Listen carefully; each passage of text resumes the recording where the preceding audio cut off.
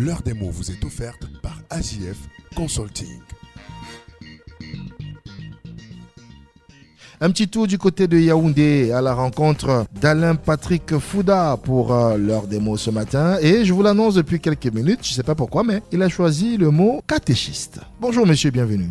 Bonjour mon cher Didier, bonjour ma chère Fichi, mesdames et messieurs, bonjour. Dites-nous tout au sujet de ce mot, pourtant que j'estime être un mot valeureux, pour ne pas dire. C'est effectivement cela mon cher Didier. J'ai choisi pour vous ce matin le mot catéchiste défini par le dictionnaire Larousse comme la personne qui enseigne le catéchisme, c'est-à-dire la foi et la morale chrétienne selon un programme systématique. L'histoire de notre pays révèle que notre président, Paul Biya, avait été orienté vers la prêtrise par son père, Étienne Bondo Assam, un catéchiste qui voulait voir son fils porter une soutane. C'est ainsi que Paul Biya fut accueilli en 1940 à la sacristie de la mission catholique de Nden, c'est dans le sud, puis inscrit au pré-séminaire et au petit séminaire Saint-Joseph d'Akono. Mais le futur président du Cameroun va renoncer à cet avenir qui lui semblait cagoulé et va opter pour le lycée général Leclerc de Yaoundé et un baccalauréat philosophie lettres plutôt que pour le grand séminaire et la soutane aux 33 boutons. La suite de l'histoire, vous la connaissez. Alors je me suis posé une question. Existe-t-il des stigmates de ce passé de séminariste dans le style présidentiel de Paul Biya? Jeune Afrique y répond oui. Dans son édition du 21 juin 2017, le magazine nous informe que devenu président, Paul Biya a continué à vivre comme un prince de l'église,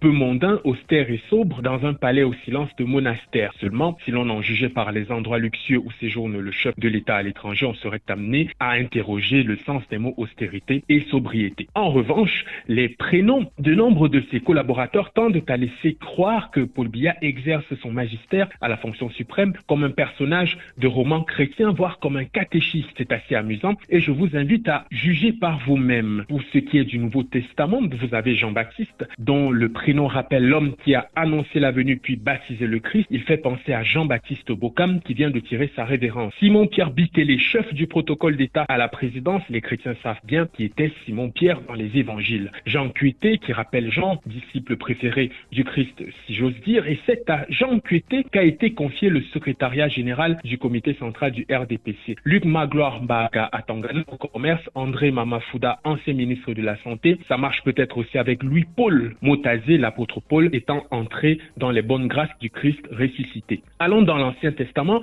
et nous verrons que l'on n'est pas loin de cette élection au prénom. Le prénom Emmanuel qui, selon Ésaïe 7 au verset 14, signifie Dieu avec nous, fait penser à Emmanuel Nganou Djoumessi. C'est la foire au Joseph dans l'entourage professionnel de Paul Biya. Joseph Charles Ndumba et Joseph Owona, des anciens ministres aujourd'hui disparus. Joseph Betty Assomo, Joseph Lé, Joseph John Gouté, Manaouda Malachi. Malachi, c'est un livre de la Bible, je le rappelle. Est-ce un hasard? Je vous laisse la question, mais pour moi, il y a quelque chose chez le fils qui rappelle fortement le père catéchiste et la doxa à laquelle aura été biberonné le fils devenu chef d'État. Dommage que l'évocation de ses prénoms ainsi que les personnalités qu'il convoque attristent plus qu'autre chose tant la lettre est éloignée de l'esprit. Dommage aussi que la réalisation de valeurs monastériennes soit restée des vœux pieux. À demain pour un autre numéro de l'heure des mots sur ABK Radio. Alain Saint-Patrick, je vous préviens, je veux voir mes enfants grandir.